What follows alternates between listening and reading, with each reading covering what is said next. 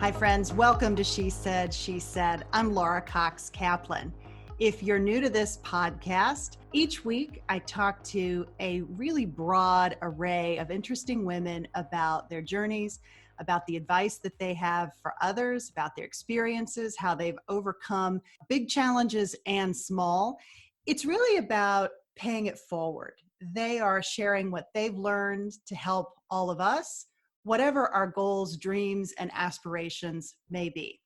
Today's guest is no exception to that. Her name is Kari Kampakis. She is an author, 3 times over, a blogger, the host of the Girl Mom podcast, and also the mom to 4 daughters, ages 10 to 17. So she knows a little bit about being a girl mom. And her daughters are really the source of both her inspiration, but particularly her motivation to help raise strong, confident girls that grow up to become strong, confident women. I'm really excited to talk to Kari about her work. Her latest book was released on August 18th. It's entitled Love Her Well. I have a copy right here. It offers 10 ways to better connect with your teenage daughter, especially in challenging times. And let's face it, right now is probably one of the most challenging times that many families have faced. I think wherever you are in your life, whatever age you are, whatever age your children are, whether you have them or don't have them, I think Kari's advice and perspective will be really impactful and powerful. I'm going to talk to her certainly about her work and perspective and how we raise our girls has a really big impact on the women that they ultimately become. So many of the topics that we talk about on this podcast, from confidence to self-doubt to handling negative criticism or feedback, among many, many others, really the source of how we deal with that starts in childhood, in girlhood, if you will. So Kari has great perspective around all of this. I'm also interested to talk to her about how she created this niche and turned it into an entrepreneurial enterprise. So much, much, much to talk about. With that, Kari, welcome to She Said, She Said. Thanks for having me, Laura. I'm so delighted to have you. There are so many topics that I want to dig into this morning, but the first I'd love for you to talk about is how you got your start in this work. Well, it's kind of a roundabout story, as I'm sure most people's stories are, but I've always loved to write. Even, you look back sometimes to your childhood and what you loved to do then, and especially if I was feeling sad or had to get some emotions out, I always turned to writing. But I never really pursued writing. I mean, I pursued things around it. I went to college. I majored in public relations, which included some writing, but was also other things, marketing and advertising. Mm-hmm. Worked for the electric utility here, Alabama Power, after college, did PR for them. Went back to school after 4 years there with my husband, and we got our MBA. And that was a big challenge because I'm more of a creative brain, but it helped me use that other side of the brain. So anyway, we moved to Huntsville. I did some freelance writing there, did some photography. And then when we moved back to Birmingham, we started a family. And I was doing photography at the time. But in my head, I thought, one day I want to write a book. And it was always one of those things, one day. Yeah. And my mom was a writer, and she encouraged me to go to some writing conferences with her. So I did that. And what happened was everybody at these conferences were like 70 years old. And a lot of them had waited until retirement to start writing. And I thought, that's going to be me if I don't light a fire under myself and just actually start to do this. So I had kids at the time, and I read a book that said even if you can only do it for 15 minutes a day, just try to write. So what would happen is I'd try to give myself 15 minutes a day, and that would turn into an hour or longer than that. And I realized how much I loved it. And really what opened doors for me, I spent years getting rejected, 7 years of writing and fiction, 3 different fiction books, got lots of rejection, which I can look back now and see that I needed that just to toughen up a little bit. But that was before the internet. So what really opened the door for me was starting a blog and having the internet. And I had an article go viral, and it was that article that caught the attention of a publisher and opened the door to make it into a book. That's amazing. How did you deal with the rejection originally? How did you keep it? Not well. But it didn't crush you to the point of not continuing to pursue the goal. Yes. And, looking back, I'm so thankful for that because I look back and I think I'm so glad that first novel didn't get published. It wasn't good enough to be published, and I wouldn't want that out there. So I can see that now, but I couldn't see it at the time, that I needed to grow in my skills. And then also, I'm a sensitive soul, like a lot of writers. And I really needed that time to toughen up and to really, it tested my goals. Like, am I doing this for the right reasons, that I really love it? Or do I just want to say that I'm a published author? And I really realized that even if nobody's reading it, I still want to write. It's an outlet for me. And I think the biggest thing, and what's really lost in our world today, is it taught me about the art of failure. And now that my girls are teenagers, we talk about this a lot because they're growing up in a world where you think you're supposed to have success with everything you do, and that is just not reality. And with creative things, I mean, sometimes I'm like, it can take 100 terrible ideas to find one good idea. And it's like throwing the spaghetti at the wall and seeing which noodle sticks. Not many of them will. And so I think as a writer, or anything creative, you've got to be willing to just put what's on your heart and put it out there. Sometimes it'll resonate, sometimes it won't, but it's never a waste, even though it may feel like a failure at the time. Absolutely. So it's interesting, you oftentimes people get this interesting advice about how do you know whether to double down on your strategy or to pivot, right? And you were pursuing fiction writing largely before you got your big break as a nonfiction writer. Did it surprise you when this blog post went viral and ultimately it became your first book? Right, it did. I was so focused on the fiction writing. Of course, I just wanted to be published in any form, but I was at the same time also starting a column for a local paper here, and it was more the nonfiction writing. So I was starting to enjoy that too. And I look back and I think it was just the direction I was meant to go. And now I've published 3 nonfiction books, and it's funny that I'm starting to have a heart to want to write fiction again. So I don't think those years were a waste. I do think I will try some fiction again. But yeah, to me, it was just like, what's going to get my foot in the door? What's the opportunity here? And you're so right. It's so hard to know how far do you pursue it and keep chasing it versus when is it time to just throw in the towel and try something new? But I'm just a big believer that if something's on your heart and you have a passion for it, and it's so hard to find those hobbies that we lose track of time when we're doing them. And there's just something to be said for that. And even, I tell people, even if you're not great at it, the fact that you have a passion means something, and it's not a waste to pursue that passion or that hobby and to try to get better at it. Yeah, it's that whole notion of flow, right? When you get into that state where, as you said, you lose track of time, it's described as flow, you know that you're onto something that is speaking to you on some level, even if it's not a fully formed idea. Right. And I will say, you raised a great point. You made me remember this, that especially after having the 2 books come out, it's different writing because all of a sudden as I'm writing, I'm thinking about, will this sell? Will people want to do articles on this? Like, I know the whole marketing process that comes after the creative process. Mm-hmm. And that can really mess with your psyche when you're creating and kind of lead you in the wrong direction. And it was really fun with this last book that I did. I decided I was going to write it without even telling anybody about it. And it really helped me get back to my roots. And I didn't have a book deal or anything. I was like, if no publisher wants it, I'll self-publish it. That's how much I believe in the message. And it was good for me just to have that quiet time alone at the computer and not having those pressures and expectations on my shoulders, and not, asking myself all those questions of like, will this be successful or will anybody want to read it? I was like, I just feel compelled to write this and I'm going to do that. And I think that's important for people to remember, especially as you get into the process and you do have, some things under your belt, that to really get back to why you did it in the first place and don't lose that love for it. Yeah, it's really that concept of dealing with your head game, right? That you can, that voice that lives inside your head that is a protector of sorts, right? That can also dissuade you from doing things that you know in your heart you're supposed to be doing, right? Right. Yes, that inner critic, and it can get loud sometimes. How do you deal with yours? Ooh, I wish I had a good strategy. It's a constant battle. And, I don't know if this is what happens with you, but like when I start to create, it's really fun at the beginning. And, as you get into it, especially if you have a vision and you know exactly what you need to create or what you're working toward, but it's usually in that middle part that critic starts to get really loud for me, that I have to really fight it. And it was funny when I was writing my first book, I called my dad. I was struggling with this chapter. I was like, I don't need to write. I need to quit. And I was like, but I'm too invested now to give up. I don't know what to do. And I've signed this book contract. So I called him and he was like, honey, you're so hard on yourself. You've always been such a perfectionist. And I had to laugh because the chapter that had me stuck was on perfectionism.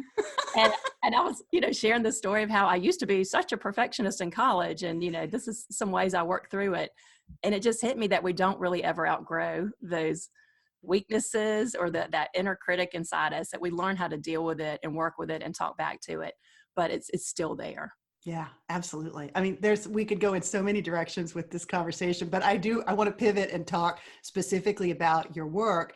And both, I think what you would probably, what's a fair conclusion to drive is that the source largely of your inspiration and perhaps your motivation to some degree are those 4 amazing girls that you're raising.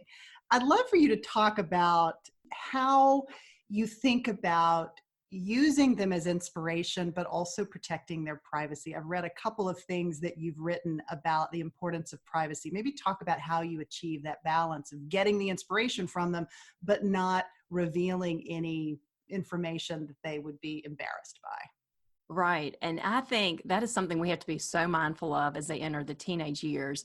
And it's hard. One thing, I guess one advantage that I have having 4 daughters is that sometimes if I share a story, I can say a daughter and nobody knows which one it is. So that has been helpful. But typically what I try to do in my writing, and I made this decision early on in blogging, is to try to share stories about myself and what I'm learning as a mother. And I remember reading an article early on that said that these kids that all these moms were blogging about when blogging was huge 7 or 8 years ago, that we're sharing these personal details about them on the internet attached to their name. They said one day these kids will be the ones who are blogging and writing memoirs and writing about their parents, and they will have a voice. And if we don't want them writing about us, then we need to be really aware of what we're writing about them with their privacy. So I just always thought, and as my girls have grown up, they've gone through things that I thought, wow, this would be a really great story to share with people. It would help a lot of people. And then I have to remind myself, that's not my story to share. My story to share is my role in it, but that's their story to share one day if they're ready. And so I've just tried to let that be my philosophy. If there's a story that I'm not sure whether or not they would be embarrassed by it or whether they'd want it out there, even if I don't name them by name, I will show it to them and ask them if they're okay with it. And even if I have a story with their picture or their friend's picture on there, I'll get their permission and just make sure they're okay with it before it's out there. Yeah. But yeah, I think especially in the teenage years, I mean, as anybody with teenagers can tell you, even when I post a picture of them on Instagram, is this okay? And usually with 4 daughters, somebody doesn't like something. So it's kind of hard to find a picture that they all like or a post, but I try to be respectful of that. Yeah. Maybe talk a little bit about how that respect of their privacy directly connects with the trust piece, which is so critical when really at all stages, but certainly when they become teenagers. Right. It really does. And here's an example. A friend and I were talking about recently that relates to that. She said that she's an extroverted person. When she was in high school, she told her mom everything. But she said it all changed one day when she was in 11th grade and she overheard her mom talking on the phone to her friend. And the mom was telling her, I don't know why she's dating this guy. She wants to go to Auburn where he's going. And it's not like they're going to get married or anything. And my friend said, in that moment, overhearing my mom have that conversation, it made me feel so violated. And so she said, I still shared things with her, but never to the same extent after that. And that's what I try to remember with my girls. And you can have good intentions in sharing a story with somebody and it upsets them. And I had a situation a few years ago. My daughter and I were already in kind of a tense season. And she had been in a tricky situation. She made a good choice in that situation. And I asked her, what helped you make that choice? And of course, I'm hoping it was something I had told her, and it wasn't. She told me it was something that one of her cousins had told her. So I was thinking, wow, she only sees him a few times a year. That's great. That makes me feel good. So I told this cousin about that, just thanking him, and didn't think anything about it. And then I get a text from my daughter a few days later asking me if I had shared the story with him because he had texted her an extra word of encouragement. And so that was such a lesson for me. She was mad at me that even though I was commending him, it was a good thing. Mm-hmm. She felt like I had violated her trust and her privacy. So after that, I really try to be mindful about anything that I shared and with my daughters and just try not to jeopardize that relationship because it's hard to get that trust back once you lose it. Yeah, such good advice. Such good advice. You also talk a lot in your book about how talking about girl drama and Mhm. being sort of disparaging, if you will, about girls and sort of the emotional elements that kind of go along with raising girls can become almost self-fulfilling, if you will. Maybe talk a little bit about what you mean by that. Yes. I think a good story to illustrate that was I have a friend that said, I have a hard time trusting women at our age. And she said a lot of it goes back to when I was growing up, whenever somebody was mean to me or did something, my mom always told me, they're just jealous of you, girls are mean, kind of fed her that narrative. And she's like, it just made me really distrusting of females. And I really have to fight to overcome that mindset now. And so I'd heard that story, and around the same time, I got an email from a mom that said, I just did what I was supposed to not do. My daughter came home from school. She was upset. Some little girls had been mean to her. And so I said, what comes to your mind first is girls are mean. And she's like, as soon as I did that, I realized I can't do that again. And it's the same thing as those cliches, like girls are bad at math. She said, I would never tell my daughter, your girls are bad at math. So why would I feed this stereotype about girls being mean? With that said, I mean, we've all been in that situation where you have your daughter, your son comes home, but especially when it happens with your daughter, it's that stereotype comes straight to mind. And it's true. I mean, I don't really think girls have a monopoly on being mean, but we live in a mean culture. And some girls are very mean. Some women are very mean. But to me, I'm thinking if I tell my daughters girls are mean, that means they're mean, I'm mean. That's the vision we're walking into. And I think, they're not always going to be in my home. They're going to be out in the real world. I want them to have great friends. I want them to have support from that female network. And I don't want them struggling to trust women because of the few bad apples that they've met in their life.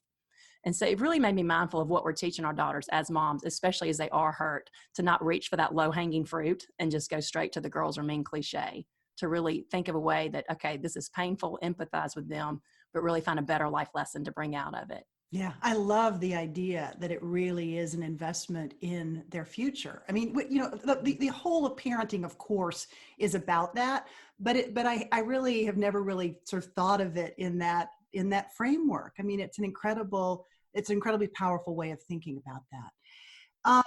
Let's talk a little bit about, the current environment that we're in is so incredibly challenging, and it requires that not only do we as adults dig deep and find ways of embracing change, a new normal, just chaos, whatever you want to call it, right? Right. That means we've got to do that. We've got to help our children to do that. Maybe give some perspective. I know your girls are in the process of going back to school. My kids are going back to school. Most people who are listening, kids are going back to school in one form or another. Maybe provide a little perspective around how you're helping your girls. You've got a senior in high school. This is a challenging way for her to start her senior year. Talk about what advice you're giving to your girls. Yes, that's a great question. And I wish I could say that I was mastering this season, but just this morning it was chaos in our home. And I just didn't feel good about how things ended as everybody left. And I realized I'm like, why am I so stressed? And I think it's because little things that I don't normally worry as much about, like, okay, I'm really trying to make sure they get a great breakfast before they leave. And then I come home from dropping off my little one and there's eggs still on the plates. And so then I know one of them doesn't eat at school and she's stressed. And I'm like, oh, I really want to make sure that they're at peak condition. So I think it's just those little things that we moms carry, that mental load, that it's making me realize why we need our mom friends to really empathize with us. I was like, I thought to myself this morning, I've got to call some friends today because I need some people just to listen and support me as I'm trying to be strong for my kids. And I just want to give a shout out to all the moms out there because we're all struggling and doing the best that we can. I know that, some moms are having to be teachers and then they come home to their families. It helps that I work from home, but it's still stressful even with that. So my goal is to try to be a source of strength for my daughters and just to ask them every week, okay, how can I support you? I found that my older daughters, none of mine like online learning. I haven't talked to any kids who like the online learning. And, our system for the older kids, and I'm thankful they are going back to school 2 or 3 days a week, but it's a hybrid system and every class is different. So, it's hard to keep up with assignments. It's hard to learn this new way of learning. It's a new system they're using. So, we've had to get some tutors, and every week I'm just asking them, what can I do to support you? Where are you struggling? Which teacher do you need to reach out to? Our teachers don't like the parents to reach out unless it's necessary. They like the students to do it, which is great. So just that, and then basics like making sure they stay hydrated, filling up their water bottles every day before they go back to school. And also just really thinking about their mental health. That's been a real big concern, and their social interactions, because these are isolating times, but we don't want our kids to isolate themselves.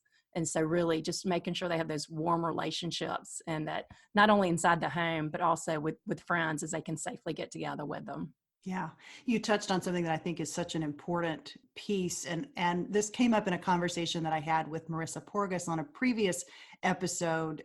She's also written a terrific book, but we talked about agility and how you help develop that in kids, particularly girls. She's the head mistress of a girls' school outside of Philadelphia, but how you let them advocate for themselves and be the person who has the conversation with the teacher, work through their own drama, if you will, whether it's drama or conflict or whatever with a friend. Maybe talk a little bit about your thoughts around why that's so important, and how we can sometimes as parents, as much as we want to protect our kids and sort of jump in there for them, that may be doing more harm than good. Yes, that's a great question. And that was one thing that struck me as my oldest daughter started the middle school. On parent night, every single teacher, and this was years ago, they talked about how they want the students to be self-advocates. And they're like, it's not like we don't want you contacting us, mom and dad, but typically the little things, we want your student being the one. And for my daughters, it was hard at first. They would complain about something or have an issue with the class. And I'm like, talk to your teacher. No, I don't want to talk to them. So I really had to coach them through that and get them comfortable. By the time they hit the high school, they're pretty comfortable with it. And that's one thing our school system does really well, is creating these kids to be self-advocates. And they talk about how they do go off to college or start careers. And it really helps them because they know how to voice their concerns, voice their opinions, ask for help when they need it. And it has come in handy in this situation right now, just letting them be able to take that lead, and then us support them as we need to.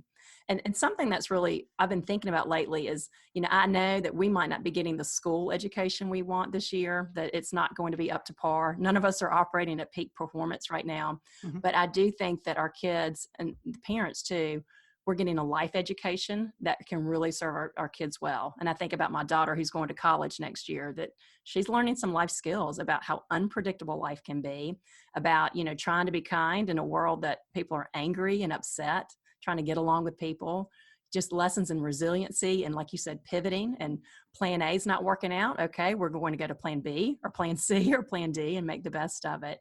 And I saw the statistic recently that said 65% of the jobs that today's kids will have don't even exist yet. Wow. And so I thought, okay, so what are the skills we really want them to develop? And we want them to be problem solvers. We want them to be resilient and to be creative. And those are all skills that they can still develop, even though school may not be what we want it to be right now. Absolutely. It's a really, really great point. You touched on something a moment ago that reminded me of something that you had written, and I don't remember whether it's in the book or in the blog post that I read, but it was about how, as moms, when you have little, really small people, you've got a huge network of sort of a huge village to help support you. And that village gets smaller and smaller and smaller as your kids get older. Maybe talk a little bit about that phenomenon and what your advice is for navigating that and really creating this tight-knit community that's smaller, but maybe even more impactful. Right. And I think that that's something you find as your kids get older. And that's why parenting teenagers especially can feel so lonely. And it hit me as I was writing this book. I thought, I'm pretty well connected in my community between having 4 kids and writing and just people that I know. But there are days that I feel lonely and I'm not sure who to talk to. So I can imagine someone who's new to an area or who hasn't found her people yet, how that feels. And I think when the kids are little, I could go to the gym and ask anybody, okay, I'm having trouble with potty training. Who can give me advice? I would have 3 great pieces of advice I could take home and work. And then, as they get older, it's more personal. You want to protect their privacy. Also, I think that you want parents who share your values. And so you'll get different answers depending on where people are parenting from. So someone ahead of me told me that, as your kids get older, your circle of your closest advisors gets smaller and more intimate.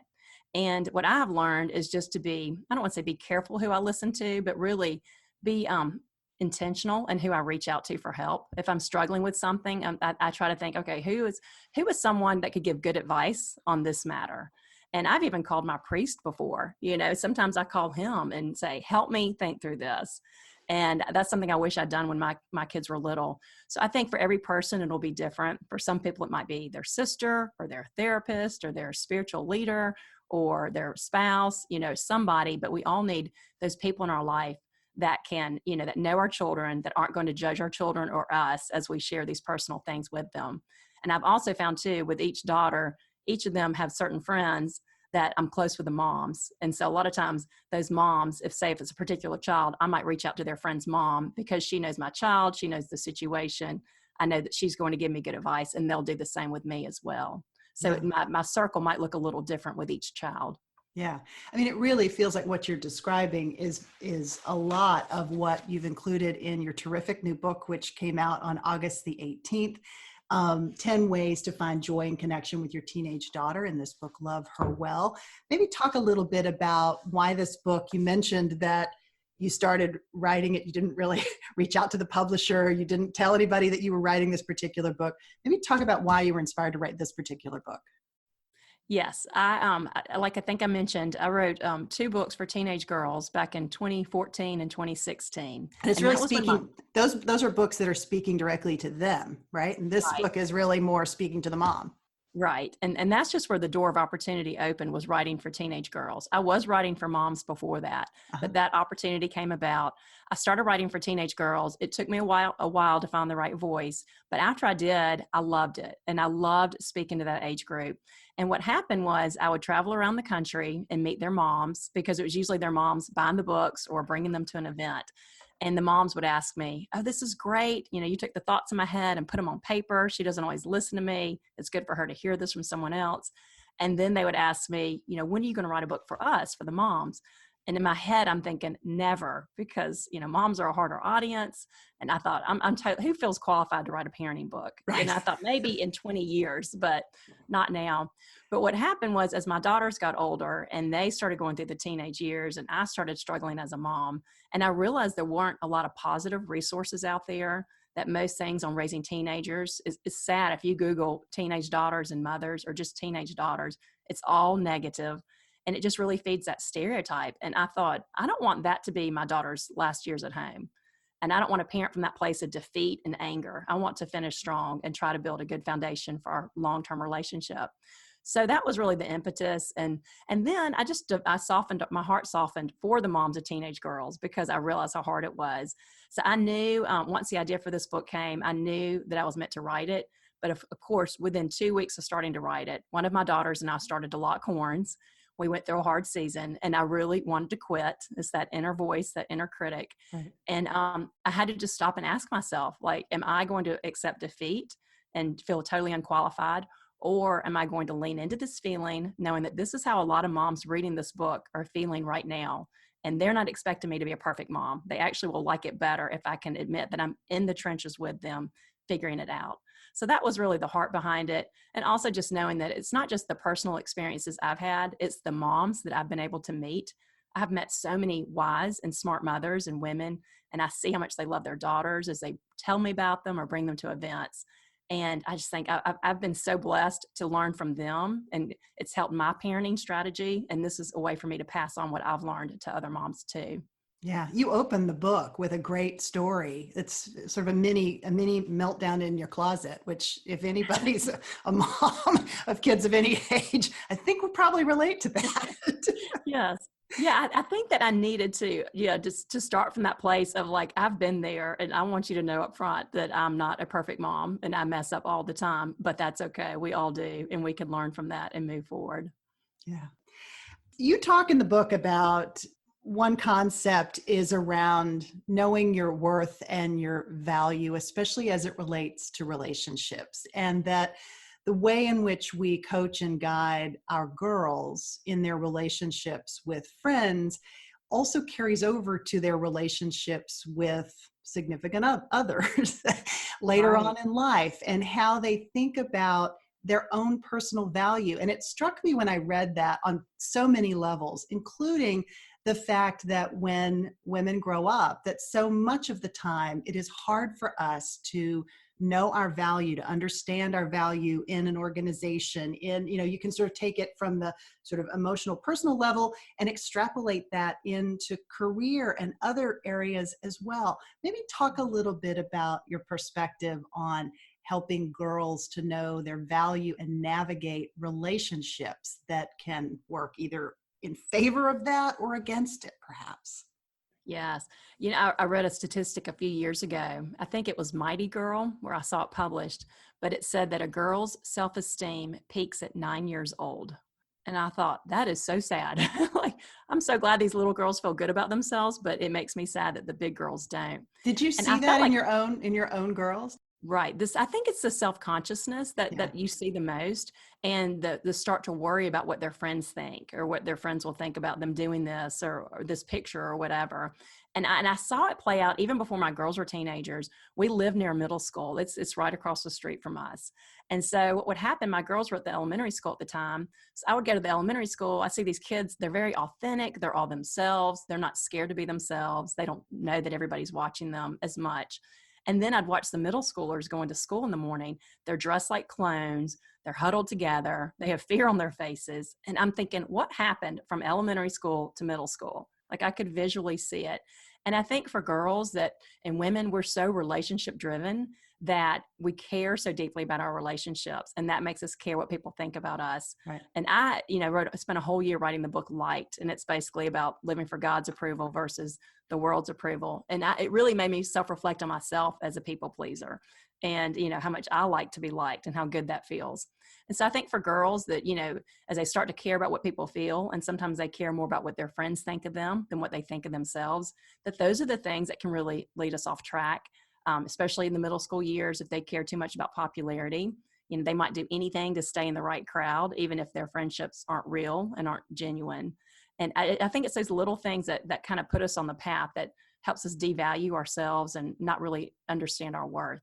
And so it's really important for girls to, obviously, you give grace in your relationships, but also know that they all have worth, and there's a certain standard of respect they should expect in their friendships or their dating relationships or with anybody. And if somebody's not showing that respect, then they can still be kind to them, but at an arm's distance, at a friendly distance, and to really be selective about who they let speak into their life, who is in their innermost circle, and who they're trusting with all their heart. Yeah. You write from a perspective, you just alluded to it, from a perspective of a person of faith. As you write this material, these are not religious books per se, but you are writing from the perspective of somebody who is a person of great faith. Talk a little bit about maybe the role that faith has played in your parenting. It's really evolved. I will say that, I grew up going to church, but I don't feel like my faith really took off until my 40s. And sometimes I look back and regret that. But then I think, no, I don't, because I understand somebody who maybe is coming from where I was before. But I think with parenting, I just realized I'm a control freak, like a lot of people. I like things to go by plan. And with parenting, I realized I can either live with my white knuckling it, the anxiety and always worrying that if things don't happen this way, it's ruined forever, or really learning to trust God and lean into that and really, find comfort in that relationship and the hope of Christ, that no matter what, what's going on with my family or my children or my life, that these things are for certain. And that's why, writing these books for girls was really good for me, because I'm teaching myself too. And, and some of the things I wrote when I'm having a hard day, it comes back to mind is what I'm telling myself of these things I've tried to write about. But for me, I think it's just, where are we finding our approval? What is that anchor for our soul? And, I think if we're trying to live to please people, we're constantly going to be overwhelmed and anxious and, feel like a failure, because some days people can like us, some days they might not like us. And it's just not how we're meant to live. And so I really believe that as parents and for our children, that we're meant to find our identity and as a child of God, and those things that can't change overnight, like other worldly or material things can. Yeah, absolutely. Kari, talk a little bit about the impact that you hope your work will have, not only on your own girls, but on maybe women more broadly. I think my biggest hope is that it will start conversations. And, I try to write even articles that moms can talk about over coffee and or share with their daughters. Especially a lot of the things I write about, we live in a hard world. I think parenting is harder now than even 20 years ago. And so sometimes as parents, it's hard to know, how do I address these nitty gritty realities with my children, especially as I'm preparing them for college or the real world. And it's just awkward. And so I'm hoping that sometimes that somebody can take an article or a book that I've written and start these conversations. And I saw it happen with the 10 Truths and Liked books, that moms would say, my daughters, after reading this chapter, came to me and asked about this. And it started the best conversation. And for me, I realize that if somebody reads my book or they come to an event, it's a one-time thing. It might impact them, but it's not going to be a daily impact necessarily. But I started thinking, if I really want to help the next generation, I need to encourage and root for that relationship with the person who's walking beside them every day, who loves them more than anybody else, who's always going to have their back, which is their mother. And so, really trying to focus on those family relationships and building that community of women where we all support each other, and we all want each other to have thriving relationships with our children and our spouses and the people closest to us. Yeah, I love that, Kari. That's beautiful. I ask everybody who is kind enough to join me on this podcast for a single piece of advice, a life hack, or a mantra. You've already given us amazing advice, but if you had to boil it down to one thing that becomes kind of your North Star, something that you constantly remind yourself of, what would that be? Well, I would say, especially relevant in 2020, it would be the motto to know that we are meant to live with a spirit of strength and not defeat. And even though we feel defeated today, that doesn't mean we are defeated or that it's all over, that today is just a small chapter in a much bigger story. And we can always move forward and learn from what we've done wrong today and done right today, but still live from that place of strength. Yeah, it's beautiful. Thank you so much. I loved having you. This was great. Thank you. I love this conversation. Thank you. Listen, for folks listening and watching, you can get Kari's book, Love Her Well. I'll include a link to it in the show notes for this episode 116. Kari, again, thank you so much. Really appreciate it. Thank you, Laura. To learn a bit more about my guest, Kari Kampakis, check out the show notes for this episode 116. There you'll find a link to Kari's terrific book, Love Her Well, which I highly recommend. It is the perfect book to read as your kids are going back to school, and especially for you guys who, like me, happen to be girl moms. You'll also find a link to Kari's terrific website, karikampakis.com. As always, I am grateful for the time that you've spent with us, and I'd love to know what you thought about this episode or any other. Shoot me a note via our website at shesaidpodcast.com, or you can email me directly at laura@lauracoxkaplan.net. Take care, and I'll see you next time.